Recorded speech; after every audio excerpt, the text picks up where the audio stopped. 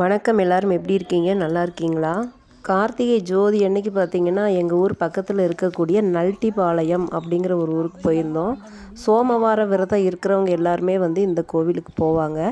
இந்த கார்த்திகையில் 5 சோமவாரமும் திங்கட்கிழமையும் விரதம் இருந்து இந்த கோவிலுக்கு போயிட்டு வந்து தான் விரதம் முடிப்போம். இது இந்த சைடு கோயம்புத்தூர் மாவட்டத்தில் இருக்கிறவங்களுக்கு ஏறக்குறைய எல்லாத்துக்குமே தெரியும்.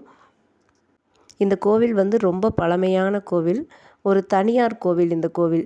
இந்த 4 திங்கட்கிழமையும் கோயில் திறந்திருக்கும். கடைசி 5வது திங்கட்கிழமை பார்த்திங்கன்னா கோயில் சாத்திருவாங்க, நட சாத்திருவாங்க. அது இன்னுமே கேஸ் நடந்துக்கிட்டு இருக்குது அப்படிங்கிறனால சாத்திடுறாங்க. அதனால் நாங்கள் இடையில ஏதாவது ஒரு நாள் போய் பூஜை கொடுத்துட்டு சாமி கும்பிட்டுட்டு வந்துடுவோம். அதனால் நான் கார்த்திகை ஜோதி அன்னைக்கு எல்லோரும் வீட்டில் இருந்தோம் அப்படின்னு போயிட்டு வந்தோம். இந்த கோயில் இந்த ஃபோட்டோ எடுக்கிறதுக்கெல்லாம் அலௌடு கிடையாது. அதனால் வெளியிலேருந்து மட்டும் ஒரு 2 ஃபோட்டோஸ் மட்டும்தான் எடுத்திருக்கோம்.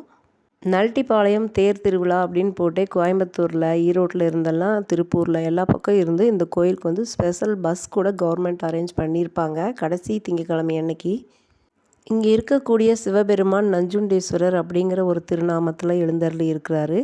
மிகவும் ஒரு சக்தி வாய்ந்த நல்ல அற்புதமான ஒரு திருத்தலம். இந்த கோவிலுக்கு போயிட்டு இந்த தேர் மிட்டாய், இந்த பழைய காலத்து ஐட்டமெல்லாம் பார்த்திங்கன்னா இங்கே ரொம்ப ஸ்பெஷலு. இப்போ ஒரு கடை மட்டும்தான் போட்டிருந்தாங்க. இதை பார்த்ததும் எங்கள் பசங்க 2 பேரும் இது வாங்கி கொடுங்க அப்படின்னு சொல்லிட்டு கேட்டிருந்தாங்க. இதை பார்த்தோன்னே பழைய நினைவுகள் எல்லாமே வந்துடுச்சு. தேர் மிட்டாய், அப்புறம் இந்த குச்சி மிட்டாய், அப்புறம் பீடி மிட்டாய், சிகரெட் மிட்டாய், அந்த மாதிரி நிறைய ஐட்டம் வச்சுருந்தாங்க. நாங்களும் ஒரு 2, 3 ஐட்டம்ஸ் வாங்கியிருந்தோம்.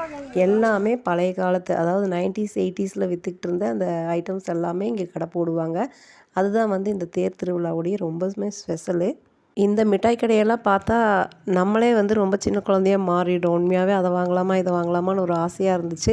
ஸ்கூல் பசங்க ஸ்கூல் முடிச்சுட்டு 10 ரூபாய்க்கு ஏதாவது கிடைக்குமாக்கா அப்படின்னு கேட்கும்போது ரொம்ப ஒரு மாதிரியாக இருந்துச்சு. நாங்களும் சின்ன குழந்தையா இருக்கும்போது 10 காசு, 25 பைசா அந்த மாதிரியெல்லாம் வச்சுட்டு இந்த மாதிரி வாங்கியிருக்கோம். உங்களுக்கும் இந்த அனுபவம் இருந்துச்சுன்னா அதை மறக்காமல் கண்டிப்பாக கமெண்ட் பண்ணுங்கள். நான் எப்போவுமே என்னுடைய சந்தோஷத்தை எல்லாத்துக்கிட்டையும் ஷேர் பண்ணிக்கணும்னு நினைப்பேன். இது எனக்கு மனசுக்கு ரொம்ப நிறைவாக இருந்துச்சு. அதனால் உங்கள் கூட ஷேர் பண்ணிக்கிட்டேன். வீடியோ பிடிச்சிருந்தா ஒரு லைக் பண்ணுங்கள். நன்றி, வணக்கம்.